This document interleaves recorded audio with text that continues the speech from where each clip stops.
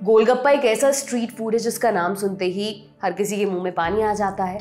देश के अलग अलग राज्यों में से अलग अलग नाम से जाना जाता है। कुछ लोग पानी पूरी कहते हैं, कुछ पुचका कहते हैं, तो कुछ फुल्की भी कहते हैं। लेकिन अब इस लोकप्रिय स्ट्रीट फूड से जुड़ी डराने वाली खबर सामने आई है। जांच में पाया गया है कि गोलगप्पे के पानी से कैंसर का खतरा हो सकता है।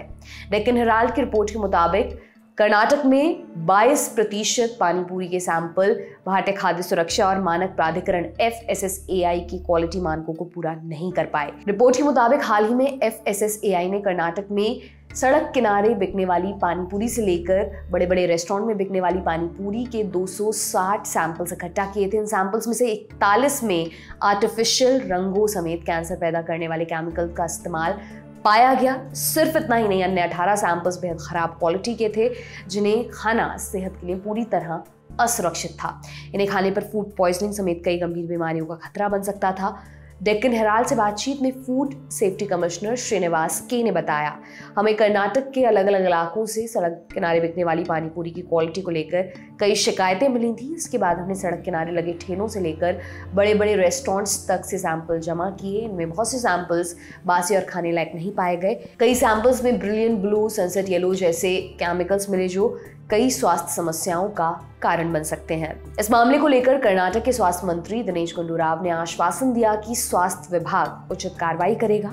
सार्वजनिक स्वास्थ्य सुनिश्चित करने की दिशा में स्वास्थ्य मंत्री राव भोजन निर्माताओं के बीच स्वच्छता और खाना पकाने की सर्वोत्तम प्रथाओं के बारे में जागरूकता बढ़ाने के लिए बैठक भी आयोजित करेंगे। इससे पहले पिछले महीने की शुरुआत में मंत्री राव ने कहा था, चूंकि कॉटन कैंडी, गोभी और कबाब बनाने में कृत्रिम रंगों के उपयोग पर प्रतिबंध लगा दिया गया, इसलिए अब राज्य में बेची जा रही पानीपुरी के नमूने एकत्र किए गए हैं और टेस्टिंग के लिए उन्हें भेजा गया है। पानीपुरी के कई नमूने खाद्य सुरक्षा परीक्षण में विफल रहे और उनमें कैंसरकारी केमिकल पाए गए हैं। इस पर और अधिक विश्लेषण किया जा रहा है। रिपोर्ट के बाद स्वास्थ्य विभाग उचित कार्रवाई करेगा। साथ ही जनता को अपने स्वास्थ्य का विशेष ध्यान रखना चाहिए और उन खाद्य पदार्थों के सेवन से बचना चाहिए जो हमारे स्वास्थ्य पर प्रभाव डालते हैं। स्वच्छता पर ध्यान देना चाहिए। इससे पहले इसी साल कर्नाटक सरकार ने रोडामाइन बी नाम के फूड कलर पर प्रतिबंध लगा दिया था। इसका इस्तेमाल गोभी मंचूरियन और कॉटन कैंडी जैसे स्नैक्स में किया जाता है। इस मामले पर कर्नाटक के स्वास्थ्य मंत्री दिनेश गुंडूराव ने कहा कि अगर कोई भी दुकानदार खाने में ऐसे केमिकल्स का इस्तेमाल करता हुआ पाया गया तो उसके खिलाफ सख्त कार्रवाई की जाएगी। स्वास्थ्य मंत्री राव ने कहा था, राज्य में खाद्य सुरक्षा हमारी प्राथमिकता और हम खाने पीने की और भी चीजों की जांच करेंगे जिससे पता चल सके कि उनमें किस तरह के रंगों का इस्तेमाल हो रहा है। साथ ही लोगों को भी इस बात का ध्यान रखना चाहिए कि वे किस तरह का खाना खा रहे हैं, उसमें क्या क्या मिलाया जा रहा है। रेस्टोरेंट मालिकों को भी स्वच्छता बनाए रखने के लिए जिम्मेदार होना चाहिए। ऐसा ना करने पर उनके खिलाफ सख्त कार्रवाई की जाएगी। वहीं ऐसे ही एक मामले में इस साल फरवरी महीने में तमिलनाडु सरकार ने राज्य में कॉटन कैंडी की बिक्री और उत्पादन पर रोक लगा दी थी। कॉटन कैंडी के नमूने खाद्य सुरक्षा विभाग द्वारा टेस्टिंग के लिए भेजे गए थे, जिसमें कैंसर पैदा करने वाले रोडामाइन बी और टेक्सटाइल डाई जैसे केमिकल्स मिलने की पुष्टि हुई थी। रोडामाइन बी एक पानी में चलने वाला रासायनिक यौगिक है जो डाई के रूप में काम करता है।